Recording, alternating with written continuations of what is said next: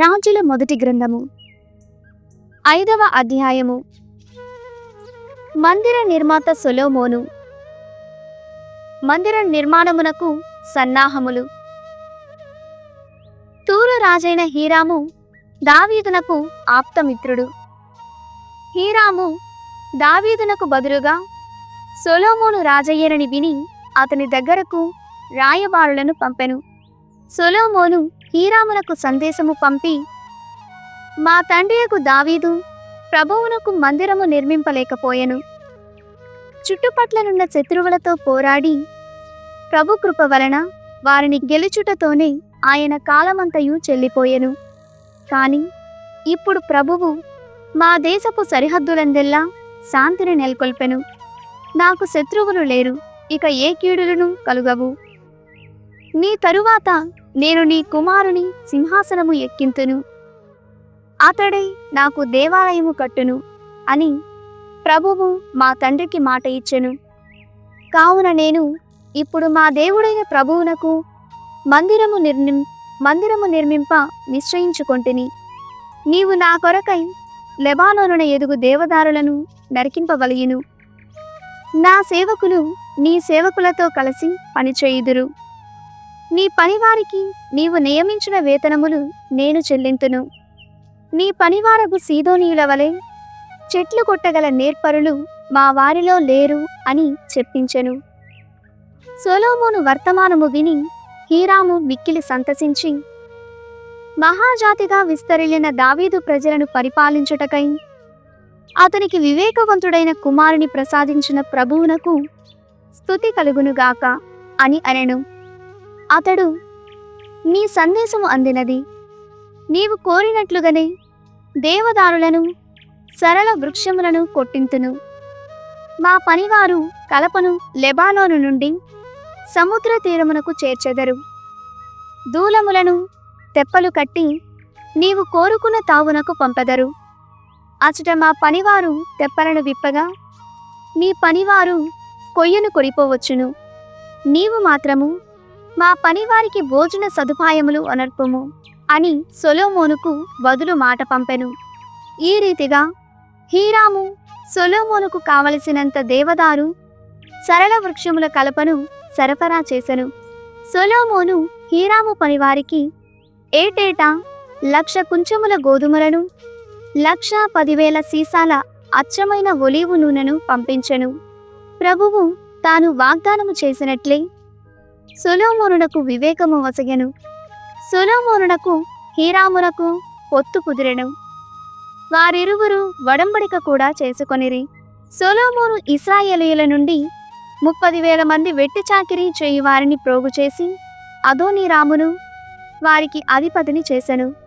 అతడు వారిని ఒక్కొక్క గుంపున 10,000 మంది చొప్పున 3 గుంపులుగా విభజించెను. ఒక్కొక్క గుంపు లెబానోనున 1 నెల, ఇంటి వద్ద 2 నెలలు గడిపెను. సొలొమోను పనివాండ్రు 80,000 మంది కొండలలో రాళ్ళు చెక్కిరి. 70,000 మంది ఆ రాళ్లను మోసుకుని వచ్చిరి. ఆ రాతి పనివారి మీద 3,300 మంది పర్యవేక్షకులుగా ఉండిరి. సొలొమోను ఆజ్ఞపై రాతి పనివారు దేవాలయ పునాదులకు పెద్ద ఖరీదైన రాళ్లను మలచి సిద్ధము చేసిరి. సొలొమోను పనివాండ్రు, హీరాము పనివాండ్రు, గిబాలీయుల పనివాండ్రు దేవాలయ నిర్మాణమునకు కావలసిన రాళ్లను కొయ్యను చెక్కి సిద్ధము చేసిరి. రాజుల దినచర్య 2వ గ్రంథము 7వ అధ్యాయము. దేవాలయ ప్రతిష్ఠ. సొలొమోను ప్రార్థన ముగించగానే ఆకాశము నుండి అగ్ని దిగివచ్చి బలి నైవేద్యములను దహించెను. ప్రభు తేజస్సు గుడారమును నింపెను. ఆ తేజస్సు వలన యాజకులు దేవాలయమును ప్రవేశింపజాలరైరి. అగ్ని దిగివచ్చుట, తేజస్సు దేవాలయమును నింపుట చూచి ఇశ్రాయేలీయులు రాతి నేలపై బోరగిలపడి ప్రభునారాధించిరి. ప్రభు మంచివాడు, అతని కృప కలకాలము వరకు ఉండునని స్తుతి చేసిరి. అంతట రాజు ప్రజలు దేవునికి బలులర్పించిరి. సొలొమోను 22,000 కోడెలను 1,20,000 పొట్టేళ్లను బలి ఇచ్చెను. ఆ రీతిగా రాజు ప్రజలు దేవాలయమును ప్రతిష్ఠ చేసిరి. యాజకులు వారి వారి స్థానములలో నిలిచియుండగా లేవీయులు వాద్యములు వాయించుచు అతని ప్రేమ కలకాలము వరకు ఉండునని పాట పాడుచు ప్రభువును స్తుతించిరి. ఆ వాద్యములు పూర్వము దావీదు చేయించినవి, ఆ పాటలు కూడా అతడు నియమించినవే. అప్పుడు ప్రజలెల్లరూ నిలుచుండి చూచుచుండగా యాజకులు బాకాలూదిరి. సొలొమోను దేవాలయ ప్రాంగణపు మధ్యభాగమును శుద్ధి చేయించెను. అతడచ్చటనే దహన బలులు, ధాన్య బలులు, సమాధాన బలులలో వేల్చు క్రొవ్వును సమర్పించెను. ఆ రాజు చేయించిన కంచుపీఠము ఈ బలులన్నిటినీ సమర్పించుటకు సరిపోదయ్యను. సొలొమోను 7 రోజుల పాటు ఉత్సవము చేయించెను. ఇశ్రాయేలీయులు తండోపతండములుగా ప్రోగైరి. వారు హామాతు కనుమ, ఐగుప్తు సరిహద్దు మొదలగు దూర ప్రాంతముల నుండి వచ్చిరి. ఆ ప్రజలు 7 నాళ్ళు పీఠముకు ప్రతిష్ఠ చేసిరి. 7 నాళ్ళు పండుగ చేసుకొనిరి. చివరి దినమున ప్రాయశ్చిత్త కర్మ జరుపుకొనిరి. ఆ మరునాడు అనగా 7వ నెల 23వ దినమున సొలొమోను ప్రజలను పంపివేశెను. ప్రభువు ఇశ్రాయేలు ప్రజలకు, దావీదుకు, సొలొమోనుకు చేసిన ఉపకారములను తలుచుకొని జనులెల్లరూ సంతసించిరి. ప్రభువు సొలొమోనుకు దర్శనమిచ్చుట. సొలొమోను తాను కోరుకున్నట్లుగానే దేవాలయమును, రాజప్రాసాదమును కట్టి ముగించెను. అంతటా ప్రభు అతనికి రాత్రివేళ దర్శనమిచ్చి, నేను నీ ప్రార్థనను ఆలించితిని. ఈ దేశమున మీరు నాకు బలులు అర్పించుటకు అంగీకరించితిని. నేను వానలు కురిపింపనప్పుడు గాని, మిడుతల దండును పంపినప్పుడు గాని, అంటురోగములు వ్యాపింపచేసినప్పుడు గాని ప్రజలు నాకు మొరపెట్టి పశ్చాత్తాపపడి తమ దుష్కార్యములను విడనాడుదురేని మోక్షపదము నుండి నేను వారి వేడుకోలు ఆలింతును. వారి పాపములను క్షమింతును. వారి దేశమును అభివృద్ధిలోనికి తెత్తును. మీరీ దేవళమున అర్పించు ప్రార్థనలను ఎల్లప్పుడూ ఆదరముతో ఆలింతును. నేనీ మందిరము నిన్నుకొని దీనిని పవిత్రపరచితిని. ఇచట నాకెల్లకాలము పూజలు జరగవలననియే నా కోరిక. నేను కలకాలము ఈ మందిరమును ఆదరాభిమానములతో పరామర్శించుచుందును, సంరక్షించుచుందును. నీ తండ్రి వలె నీవు చిత్తశుద్ధితో నన్ను సేవింతువేని, నా ఆజ్ఞలను పాటించి నా విధులను నెరవేర్తువేని, నేను నీ తండ్రి దావీదుకు చేసిన ప్రమాణమును నిలబెట్టుకొందును. నీ వంశజుడొకడు కలకాలము ఇశ్రాయేలును పరిపాలించునని నేనతనికి బాస చేసితిని. కాని నీవు నా మాట పెడచెవినబెట్టి నా ఆజ్ఞలను త్రోసిపుచ్చి అన్యదైవములను ఆరాధింతువేని, నేను మీకిచ్చిన ఈ నేల మీది నుండి ఇశ్రాయేలీయులను గెంటివేయుదును. నా ఆరాధనకు ఎన్నుకొనిన ఈ దేవాలయము నుండి వెడలిపోతును. అప్పుడు సకల జాతి జనులు దానిని చూచి నవ్విపోతురు, దానిని అవమానపరతురు.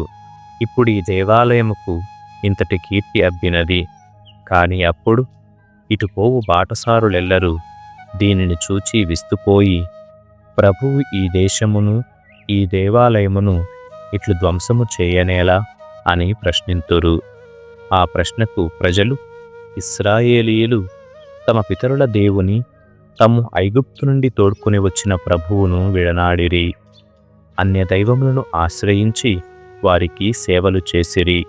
కనుకనే ప్రభువు వీరిని ఈ రీతిగా నాశనము చేసెను అని జవాబు చెప్పుదురు అని పలికెను. 8వ అధ్యాయము. భవన నిర్మాణము. దేవాలయమును, ప్రాసాదమును కట్టి ముగించుటకు సొలొమోనుకు 20 ఏండ్లు పట్టెను. అటు తరువాత అతడు హూరాము తనకిచ్చిన నగరములను పునర్నిర్మాణము చేయించి వానలో ఇశ్రాయేలీయులను వసింపచేసెను. అతడు హమాతు, సోబా మండలములను జయించెను. ఎడారిలోని తడ్మోరు పట్టణమును సురక్షితము చేసెను. వస్తు సంభారములను నిల్వయించిన హమాతు మండలపు పట్టణములను అన్నిటినీ పునర్నిర్మించెను. ఆ రాజు ఈ క్రింది నగరములను కూడా పునర్నిర్మాణము చేయించెను. కవాటములతో ప్రాకారములతో సురక్షితములయ్యున్న ఎగువ బేత్హోరోను, దిగువ బేత్హోరోను, బాలతు నగరము, వస్తు సంభారములను ఉంచిన నగరములు, రథములను గుర్రములను ఉంచిన నగరములు. పైగా యెరూషలేమున, లెబానోనులో తన ఏలుబడిలోనున్న ఇతర మండలములలో తాను నిర్మింపకోరిన భవనములనెల్లా నిర్మించెను. ఇశ్రాయేలీయులు కనాను మండలమును ఆక్రమించుకునినప్పుడు అచటి జాతులన్నిటినీ సంహరింపలేదు. అట్లు సంహరింపక మిగిల్చిన జాతుల వారి సంతానమైన ప్రజలను సొలొమోను వెట్టి చాకిరీకి వినియోగించుకొనెను. హిత్తీయులు, అమోరీయులు, పెరిస్సీయులు, హివ్వీయులు, యెబూసీయులు, ఆ రీతిగా మిగిలిన జాతుల వారి సంతానమే. ఈ ప్రజలు నేటికిని వెట్టి చాకిరీ చేయుచునే ఉన్నారు. అతడు ఇశ్రాయేలీయుల చేత మాత్రము వెట్టి చాకిరీ చేయింపలేదు. వారు సైనికులుగా, అధికారులుగా, రథనాయకులుగా, అశ్వదళాధిపతులుగా పనిచేసిరి. వెట్టి చాకిరీకి లొంగి ఆయా కట్టడములు నిర్మించు పనివారి మీద 250 మంది పర్యవేక్షకులుండిరి. సొలొమోను తన భార్య అయిన ఐగుప్తు రాజు కుమార్తెను దావీదు నగరం నుండి తోడ్కొని వచ్చెను. తాను స్వయముగా నిర్మించిన భవనముననే ఆమెకు విడిది కల్పించెను. ఇశ్రాయేలు రాజైన దావీదు ప్రాసాదమున ఆమె వసింపరాదని దైవ మందసము నుంచినందున ఆ తావు పవిత్రమైనదని అతడు తలంచెను. సొలొమోను దేవాలయమునెదుట తాను నిర్మించిన వేదికపై ప్రభువుకు దహనబలులర్పించెను. ప్రతిదిన దహనబలులు, విశ్రాంతి దినములందు, అమావాస్యలందు అర్పించు బలులు, పొంగని రొట్టెల పండుగ, వారముల పండుగ, గుడారముల పండుగ అను 3 సాంవత్సరిక ఉత్సవములు మొదలైన వానిని గూర్చి మోషే ధర్మశాస్త్రము ఆదేశించిన నియమములనెల్లా అతడు పాటించెను. సొలొమోను తన తండ్రి దావీదు చేసిన నియమముల ప్రకారము యాజకుల అనుదిన ఆరాధన కార్యక్రమములను క్రమబద్ధము చేసెను. గానము చేయుచు ఆరాధన యందు యాజకులకు తోడ్పడు లేవీయుల పరిచర్యను కూడా నియమబద్ధము చేసెను. దావీదు శాసనములను అనుసరించి దేవాలయ సంరక్షకులు ప్రతిరోజు ఆయా దేవాలయ ద్వారముల వద్ద చేయవలసిన ఊడిగమును కూడా నియమబద్ధము చేసెను. యాజకులు, లేవీయులు, రాజు తమను గూర్చి చేసిన నియమములనెల్లా పాటించిరి. వస్తు సంభారముల గూర్చి, ఇతరాంశముల గూర్చి అతడు చేసిన శాసనములనెల్లా అనుసరించిరి. సొలొమోను తలపెట్టిన పనులన్నీ ముగిసెను. దేవాలయముకు పునాదులెత్తుట నుండి దానిని కట్టి ముగించుట వరకు గల సకల కార్యములు విజయవంతముగా పూర్తి అయ్యెను. సొలొమోను వైభవము. అంతట సొలొమోను ఎదోము మండలములోని యెసోన్గెబెరు, ఏలోతు రేవులను చూడబోయెను. హూరాము అతనికి ఓడల నంపెను. వానినే హూరాము అధికారులు, నైపుణ్యము గల అతని నావికులు నడిపించిరి.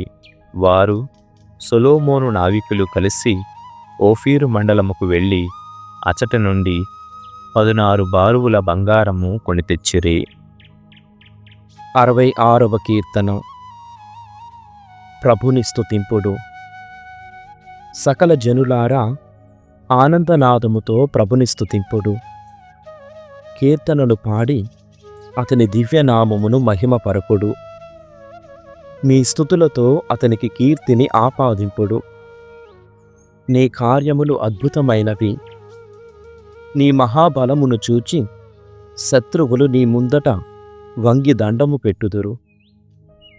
లోకములోని ప్రజలెల్లరూ నిన్ను పూజింతురు, నిన్ను కీర్తించి స్తుతింతురు. నీ దివ్యనామమును సన్నుతింతురు అని మీరు ప్రభువుతో నుడువుడు.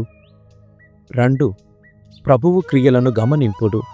నరుల కొరకు అతడు చేసిన అద్భుత కార్యములను చూడుడు. అతడు సముద్రమును ఎండిన నేలనుగా మార్చెను. మన ప్రజలు నది గుండా నడిచిపోయిరి. అతని కార్యములకు గాను మనమచట ప్రమోదము చెందితిమి. అతడు సదా పరాక్రమముతో పరిపాలనము చెయ్యును. జాతుల నెల్ల ఒక కంట కనిపెట్టియుండును. తిరుగుబాటుదారులు ఎవరునూ అతనిని ఎదిరింపకుందురుగాక. అన్యజాతులారా, మీరు మా దేవుని స్తుతింపుడు. మీ స్తుతి ఎల్ల ఎడలా ప్రతిధ్వనించునుగాక. అతడు మనలను జీవముతో నింపెను, మనలను పడిపోకుండా కాపాడెను. దేవా, నీవు మమ్ము పరీక్షలకు గురి చేసితివి. వెండిని వలె మమ్ము పుటుము వేసి శుద్ధి చేసితివి. నీవు మేము వలలో చిక్కుకొనున్నట్లు చేసితివి. మా వీపున పెద్ద బరువులు మోపితివి. మా శత్రువులు తమ రథములను మా మీద తోలునట్లు చేసితివి. మేము అనేక కష్టములను అనుభవించితిమి. కాని ఇప్పుడు మమ్ము సురక్షితమైన తావునకు కొని వచ్చితివి. నేను నీ మందిరమున దహన బలులు అర్పించెదను, నా మ్రొక్కులు చెల్లించుకొందును. నేను ఆపదలో ఉన్నప్పుడు చేసుకొనిన మ్రొక్కుబడులను తీర్చుకొందును. గొర్రె పోతులను నీకు దహన బలిగా అర్పింతును. దహించిన పొట్టేళ్ల సుగంధమును నీకర్పింతును. కోడెలను మేకపోతులను నీకు బలి ఇత్తును. దేవుని పట్ల భయభక్తులు కలవారెల్లరూ విచ్చేసి వినుడు. ప్రభువు నాకు చేసిన మేలును మీకెల్లరకు వినిపింతును. నేను అతనికి మొరపెట్టుకుంటిని. అతనిని కీర్తనలతో స్తుతించుటకు సంసిద్ధుడనైతేని. నా హృదయమున దోషము ఉండెనేని ప్రభువు నా వేడుకోలును ఆలించియుండెడివాడు కాడు. కాని ప్రభువు నిశ్చయముగా నా వేడుకోలును అంగీకరించెను, నా మొర వినెను. దేవుడు నా మొరను పెడచెవిని పెట్టలేదు, నా ఎడల ప్రేమ చూపుటను మానలేదు. అతనికి స్తుతి కలుగునుగాక.